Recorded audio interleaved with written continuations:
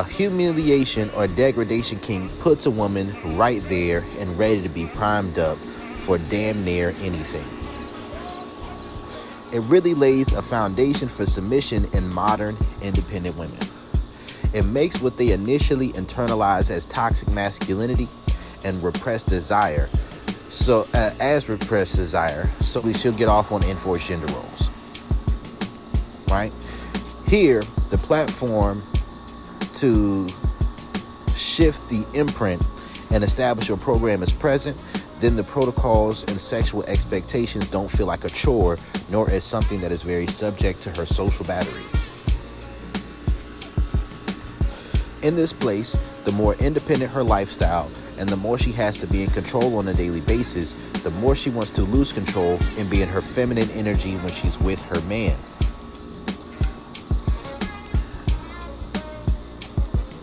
If her social programming is to view the pressure of meeting up to the standards of being a modern woman as her biggest obligation, this is something that occurs, right?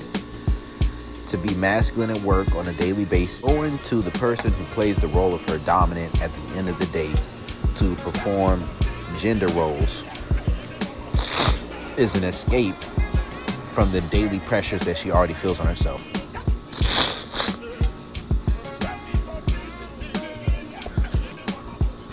See, what you got to understand is that every person has a social battery, right? Every person has a social battery. There's only but so much you can bend on who you are during the day before that begins to run dry as your sense of self-esteem, right? An independent, powerful woman is a woman who has to uphold to that standard in her daily life.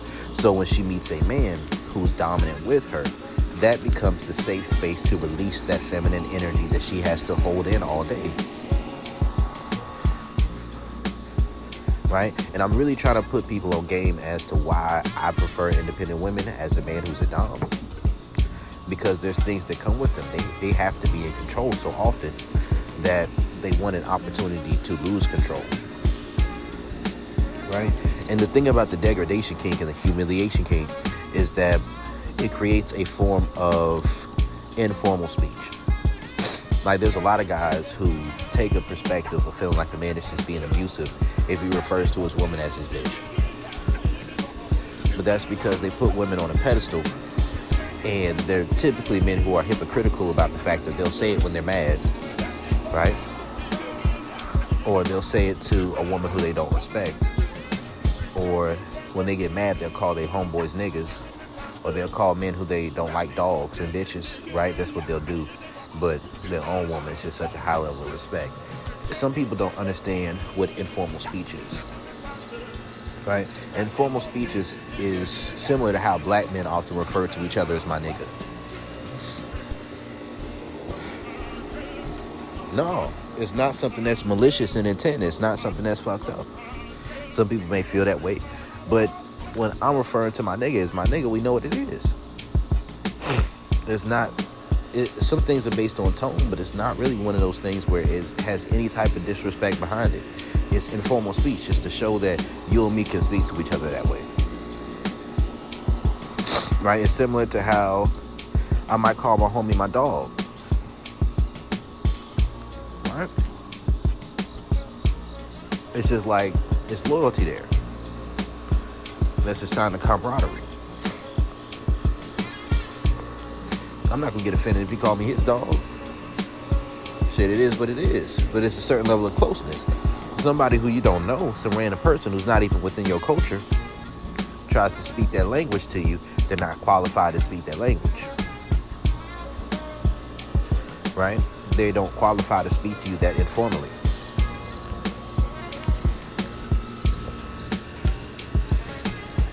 Now, when it comes to how the informal speech relates to BDSM in Dom subdynamics, there's the informal speech that leads to a more glorifying aspect where positive reinforcements are used, triggering a praise kink or a desire for validation, or, you know, and that's an aspect of like calling your girl baby girl, calling her princess, calling her sweetheart, letting that be just what her name is that you refer to her as on a regular basis, pet names, but they also express what your dynamic is, right? She might call you daddy, you might call her princess.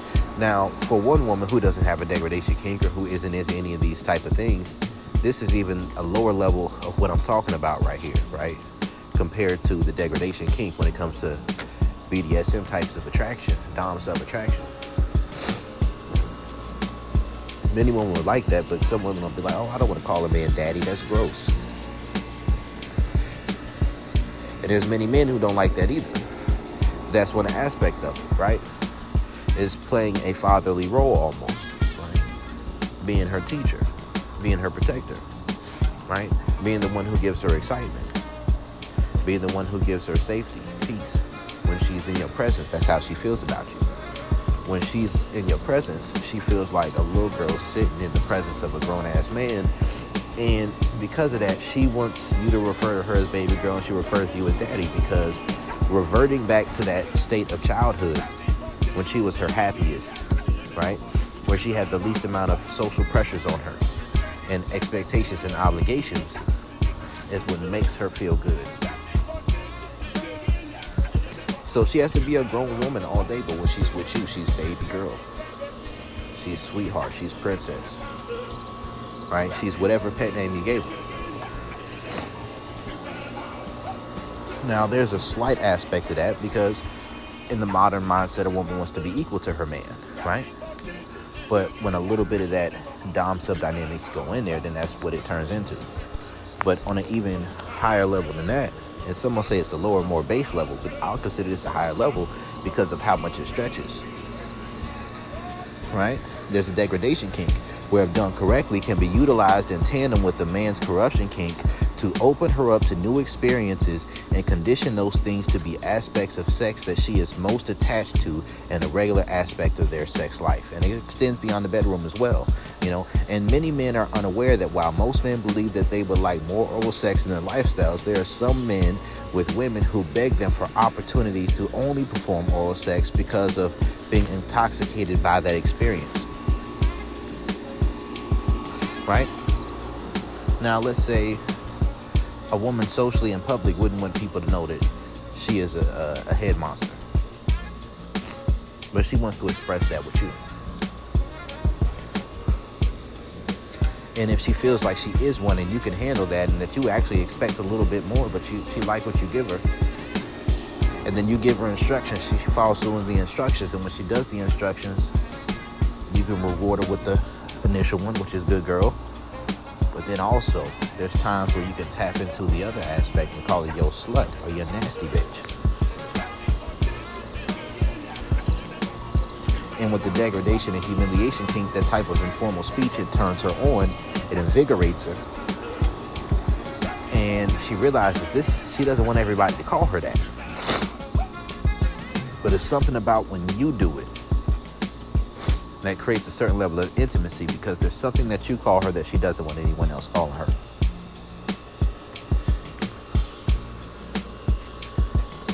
Gotta understand what I'm saying here. Like, that degradation can't be throwing monkey wrenches in a lot of women's feminist plans. Like, I've had women before, and sometimes it'll be brats or something, and their feminism or their social programming will kick in, and they'll say they don't want to fuck with me no more, right?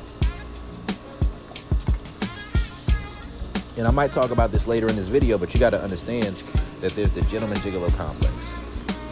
To most women's feminism, to most women's social programming, a relationship starts with you two going out on multiple dates and you courting her and you spending a lot of non-sexual time with her, right? And there's a certain degradation kink that's involved in a woman agreeing to engage in casual sex in the first place. Because although you may not view that as something that's wrong,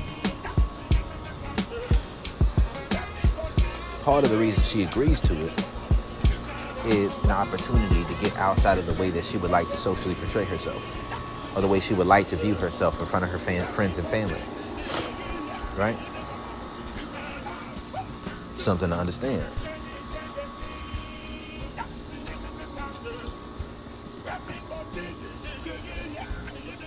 Now, the degradation aspect works in a variety of ways. In one way, she will be more receptive when being reprimanded, as long as she still feels emotionally safe and sexually attractive. Right? There's a certain level of vulnerability that comes with being receptive to that type of communication. That means that she gives a high level of power to the way that your words make her feel. That's respect. That's having the ability to validate or invalidate. Now, you don't have to go out your way to tear the woman down. But what you can do is use the degradation and these different things as a reward for good behavior. Right? When it's something that you use for bad behavior, it's very easy to get into a loop of just disrespecting a woman when you get mad, and then it looks like you're a butthurt individual who lacks emotional discipline. Right? But even then, on a smaller level, let's say the desire level hasn't dropped but so much, you can use the degradation kink. Let's say you get into an argument. Not saying you should, but let's say you do. Let's say you get into an argument with the woman, and then during the argument, you say bitch or you say something aggressive, right? And instead of her taking that as abuse that turns her on, it triggers thoughts of the dynamic that we're already anchored in through the sexual experiences.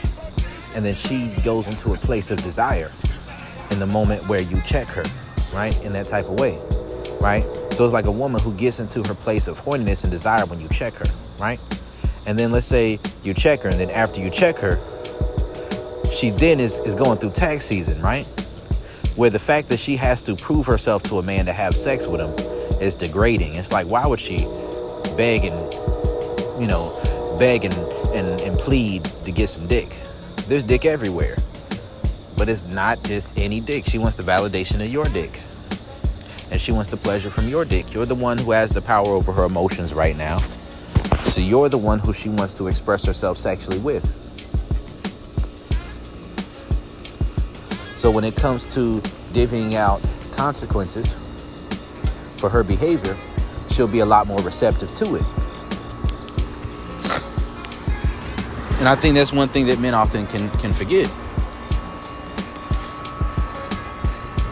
That anytime you're divvying out repercussions to an adult, that it can be a degrading thing, a humiliating thing that causes them to shut down unless they have that degradation kink or humiliation kink that causes them to get turned on by the dom sub dynamics that are transpiring in front of them. Someone who has that submissive ego is just going to yield to that because of the power that's being exuded. And not from a place of fear, but from a place of desire. See, respect either comes from the fear of losing you or admiration. Right? See, an individual who doesn't have the humiliation kink or degradation kink, this is going to feel like self-betrayal. And it's going to erode their sense of self-worth. And it's eventually going to become a daddy versus father effect. But I'll say this, my personal opinion is that I don't see people as so different from one another. I don't. I really don't see people as so different from one another. I see people as very similar, right? But in their similarities, I see it based on certain factors. Because Brody's law, some always will, some never will. Most people are somewhere in between, which means that under the right circumstances, most people would do most things. So because of that, I see the degradation kink more so as along the non-level of sexual attraction. And it's based on more than just looks. It's also based on the way that you carry yourself and certain things that are triggered by the way that you interact with a woman. If you trigger that feminine submissiveness on a high level, you can instill pleasure, denial, edging, teasing, and it works on her to where she desires you. And then when she's in a place of desiring, she has to follow the instructions to get either the pleasure or validation that she desires. As she gets turned on by those power dynamics taking place rather than turned off by not being in control, then it sets the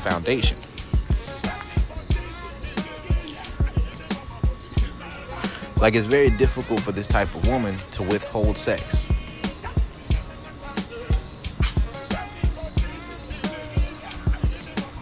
Very difficult, because if she doesn't feel like she's desired, it's going to turn her on if you don't allow it, right? And will in reverse be turned on if you withhold sex when she is not properly conducting herself. See, once a woman gets over the social programming of feeling like sex is what she offers a man, and then she starts to feel sex is what that man is offering her, then the games that come along with it, they go away. But then they can become reversed in a way that she desires and is attracted to. So then you can use the priming principle, right? Which is where you may plant the seed, stimulate an area, use a little bit of pleasure denial, plant the seed, water it, get her close, maybe orbit. Not being a beta male orbit, I'm talking about orbiting the zone, the erogenous zone, so that it creates more. That's some other shit, right? Orbiting is a completely different topic. You know, you need to understand orbiting if you're trying to help a woman have multiple orgasms who's never had them before.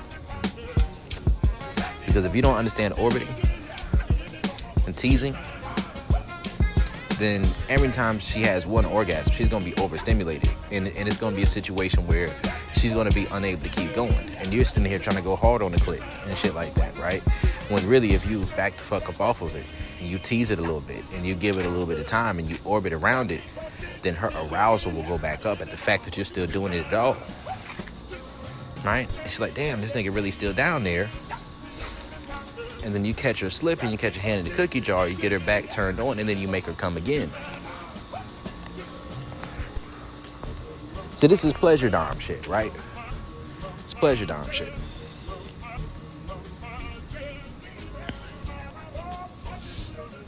Now I'll say this, right? For a woman whose sexuality is both connected to her mind and emotions, there is a link between them. It works like the halo effect, and it represents what dogmatism is. It is when the pleasure that a woman experiences sexually and with the emotions surrounding it becomes so strong that it overcomes her logical mind. Some see this as completely narcissistic and abusive to desire to give a woman this experience, but the truth is this. This is what a level of what people consider pair bonding does. Also, you have to understand that just because you're not giving a woman that experience doesn't mean that she doesn't desire it on some level deep down. She may just not see you as the man who qualifies to give her that experience. But chances are the man who gives her that experience is not going to be the man who qualifies on it based off of her logical mindset. If he did, he might have bait and switched on her, or they're still together. Simple. Because if all those things lock in, she ain't going nowhere. So if it worked so well, she wouldn't be talking to you right now. Right?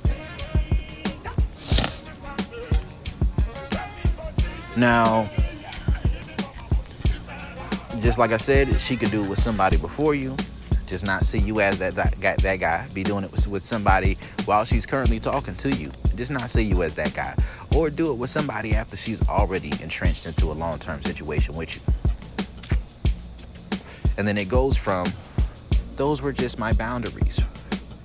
Everybody has a right to choose what they do and don't want to do. Cool. And it goes from that into, I just didn't feel that way about you. You made me feel a way that no one ever made me feel. You could have been a dude who made her feel a way no one ever made her feel. But you let the bullshit get in the way of that. See, but the whole pair bonding thing, it isn't really about the number of partners. It is about how far in the link between sex and emotions, bordering on and going into subspace, has she gone into? And do you have the ability to take her to that place or further than that? And does your program something that she can step outside of that mindset and still see you as a man who she can respect? Right? Like, if she's been going so much further emotionally and sexually than you can take her, then you are the comfort guy. Simple. Right? You're the beta male provider.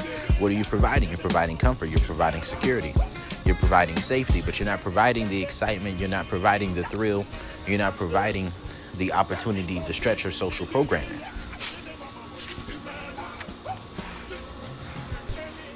All you might be doing is stretching her trauma, right? And stretching her from her ability to see that a man is really there for her. But a lot of women who get to experience that for the first time are going to be the one who sabotages the situation because you're too safe. She gets bored. So she'll probably be the one to sabotage it, right? Like, she'll go fuck another nigga, right? She'll go cheat on you. She'll go do this. She'll go do that. She'll start talking to you crazy because you're trying to give her an experience that she didn't work for. She didn't earn it. It's just that the idea of earning the spot that a woman has with a man in this day and age is degrading. It feels humiliating.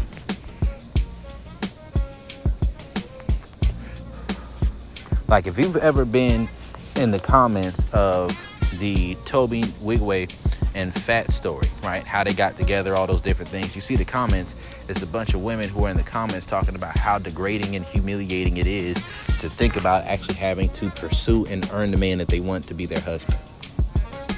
That's what you see a lot of. They're like, this isn't a love story. I would never want a man to feel this way about me, to make a logical decision. They want the man to be the one making the emotional decision, and they want to be the one making the logical decision. Not understanding that they're not really built for that like that. That's why they still alone. Because the man who is willing to do all the shit that they think a man should do, they didn't want that man. They want some magical idea of a nigga that probably don't exist, and if he does exist, they don't deserve it. That's just the truth. So when we're looking at it from this perspective, these are just some things to understand, right? This is where the degradation and humiliation kink comes in at. It really lubricates the submissiveness for domination, right? It adds a certain layer of femininity to accepting the worst case scenario of what can happen as a positive. And by accepting the worst case scenario of what can happen as a positive, it opens the door for under promise, over deliver.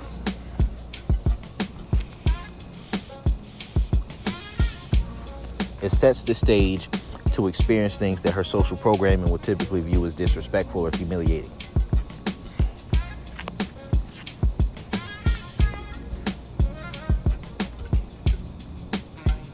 See, the truth about the digmatism and the degradation and humiliation kink being something that overcomes logic is really something as a man that you got to understand, is that the logic that you're trying to overcome is not actually based on wanting her to be hurt, embarrassed, nor disheveled and disillusioned, right? The logic you want to overcome is the social programming. The social programming is much of what transpired in modern times is predicated on the gentleman gigolo complex, right? See, this is what the logic you're trying to overcome is the gentleman gigolo complex. The gigolo is the good D guy who doesn't jump into relationships and he's being for a short time. He's the guy who is sexually timid. No. He's the guy who's only good for a short time, right? He's very sexually forward. But the woman doesn't respect him or feel safe enough with him to actually want anything serious. And if she does, it's only a game to try to get an emotional reaction out of him so that she can feel like she got what she wanted and walk away. Right? That's what she does with the gigolo. Then there's the gentleman. That's the man who's sexually timid. And he goes along with her social programming, but he doesn't give her the opportunity to step outside of her social programming, right? He invests a lot emotionally, socially, financially, without making any requirements of the sexual investment that has to be made in him, right?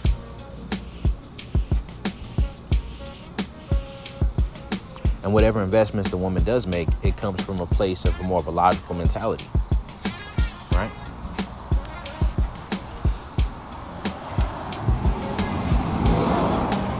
So for the most part, unless the man got a little bit of game, that kind of makes him more of a bait and switching type of guy, she's only going to do the things that she's already done and only the things that she did before that she didn't view as disrespectful, which can limit her from some of the experiences that she would or has enjoyed the most in her sexual experiences. And this creates a lack of intimacy because the man is being rejected for some of his desires along this process. And the woman also doesn't feel safe expressing the truth of how she really feels about things, because the way she presented herself makes the man feel like he causes him to have to be judgmental to justify why he's not getting what he wants. So it's like, let's say if he takes the woman out on 3 dates and she says she's not ready yet, and he decides to respect her boundaries by continuing to pursue her, then he has to justify and rationalize her rejecting him sexually as her not being that type of woman.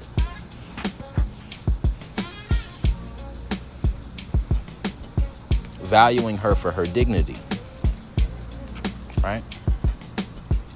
Because a lot of a woman's idea about dignity and self-respect is built on how transactional she is about her body. And that's what the social programming does. Now, what a degradation and humiliation kink does is to create a backdoor to anchor in a desire for a man's dominance, and it lingers.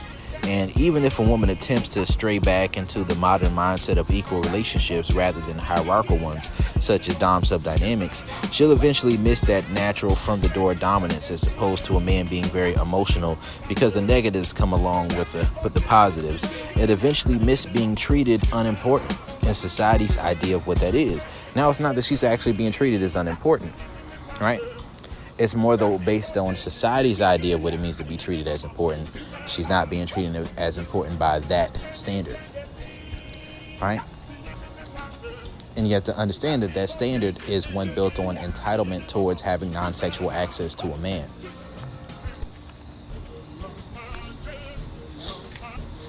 See, part of her will always miss what society deems as toxic masculinity, and she will eventually continue down a path of duplicity or accept her desire for dominance and put herself in the presence of women who feel the same way and begin to look it up online, thinking of what other women love about it, and get into it deeper when she's horny and searching for confirmation bias on her experiences, and trading in the modern feminist narratives around sexuality that places like the subreddit sex and other subreddits and leftist Twitter pages share.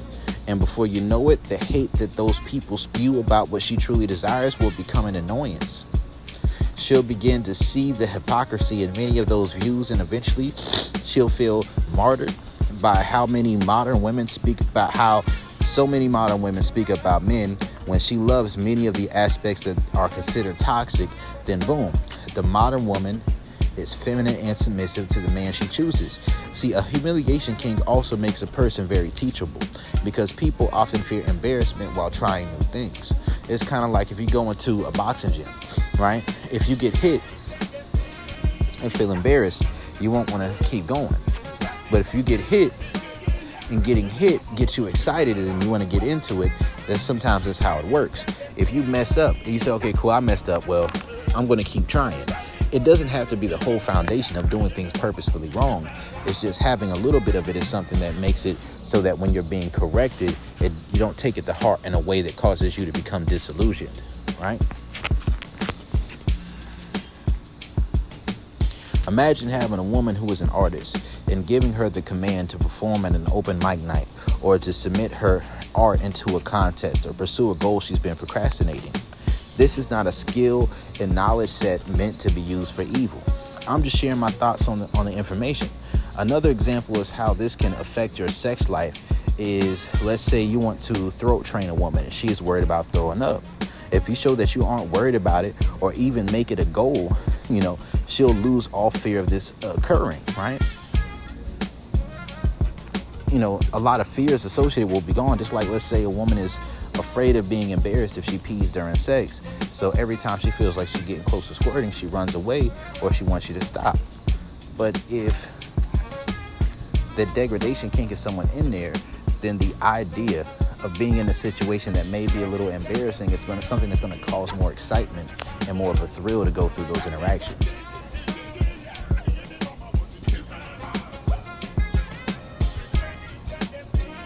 See, the thing is this: if she stays in her social programming and it isn't in the feminist submissive, she will be more focused on what is comfortable than what she is being told. Now, what the degradation kink does is open a lot of doors to different aspects of the psychology of BDSM, including things like intensifying teasing, edging, pleasure denial, punishments, exhibitionism, protocols, impact play, cum walks and public humiliation, cuck queen and cuckoldry. Truthfully, I believe that the understood model of relationships is to be equal, and viewing that as a standard of interaction, right? However, I disagree. I view polarity as of greater importance than symmetry. What a degradation kink as a degrader or degradee does is open the door for dom-sub dynamics that extend beyond the bedroom, or an equal exchange of control, orgasms, and sexual favors. One person can choose the primary role of giver of pleasure and primary role as the receiver of control, and the other person does the inverse.